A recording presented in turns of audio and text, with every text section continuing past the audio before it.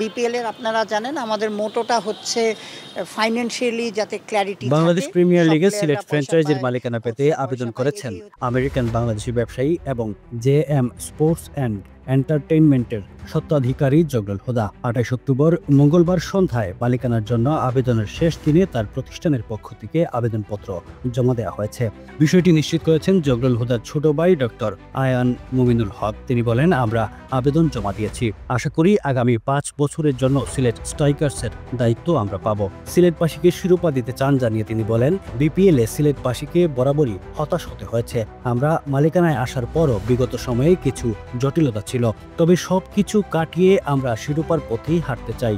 যদিও এই আসর শুরুর আগে হাতে সময় খুবই কম, তবুও আমরা সাধ্যমতো চেষ্টা করব সবকিছু গুছিয়ে আনার এবং ভালো কিছু করার। এর আগে বিগত ৩ বছরে সিলেট স্ট্রাইকার্সের পৃষ্ঠপোষকতায় ছিলেন প্রবাসী এই ক্রিকেট পাগল সংগঠক। বাংলাদেশ দলের সাবেক অধিনায়ক মাশরাফি বিন মর্তুজা, মুশফিকুর রহিম, মোহাম্মদ আমির, তৌহিদ হৃদয়, তানজিম সাকিব, জাকির আলী অনিক।